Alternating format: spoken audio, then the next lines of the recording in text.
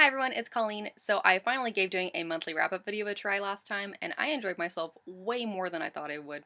So I'm going to give doing a monthly TBR video too a try.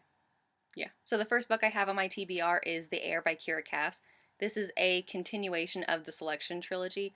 It's more like a sequel duology. Its last book is coming out sometime next spring, and there's a collection of short stories coming out this fall too. If you follow me on Goodreads, you know that I'm already about halfway through with this. I have been plowing through this, and I didn't really think that a sequel was necessary, but oh my goodness, this is so good. It's about King Maxon now, his daughter Edlin, and it's about how him and his wife, not going to tell you who he ends up with in the selection because spoilers, they decide that even though she's a girl, she's their firstborn, so she's totally entitled to take the throne from them.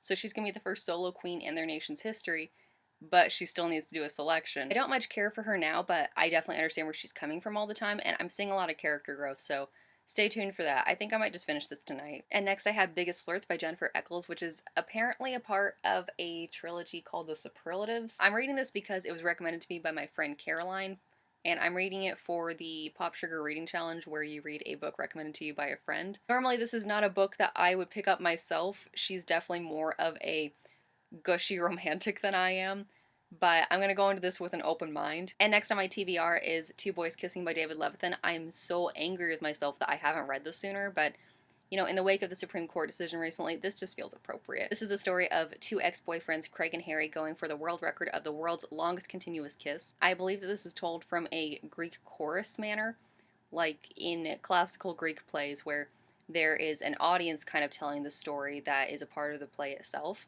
and it's told from people who have died from AIDS, people who are still living with it, boys that haven't come out yet, boys that have come out. Pretty much every scenario you can think of having been gay in the 21st century, they are telling the story of Craig and Harry as they're trying to break this record. And then I have Miss Mayhem by Rachel Hawkins. This is the continuation of the Rebel Belle trilogy, and I bought this 2.5 months ago, and I don't know why I haven't picked it up yet. Actually, I know why, because other books have just become more, not appealing, but I'm so afraid with how the last book left off of what's going to happen in this book, and I'm hearing like sort of mixed reviews, mostly positive, but it's making me nervous and I keep on chickening out, but I'm just going to buckle down and read it because I love this trilogy, or at least its first book, but high hopes for this one. Please don't let me down, Rachel Hawkins. And finally, I plan on reading Amy and Roger's Epic Detour by Morgan Matson. This is kind of a sweetheart of booktube I've found,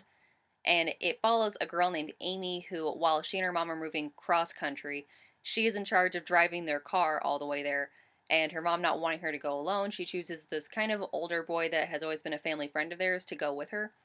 And while her mom has this itinerary of kind of like boring tourist attractions to kind of keep them busy and like entertained on the road, they decide to kind of deviate from that and have their own adventure. And it's pretty obvious this is a romance, and I'm seeing a theme that I'm going with a lot of like romances this month, which is kind of out of the ordinary for me, but this looks adorable, and I know that it's filled with lots of like pictures and a playlist and a map.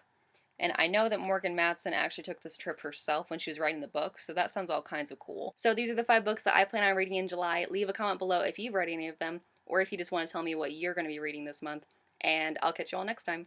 Bye!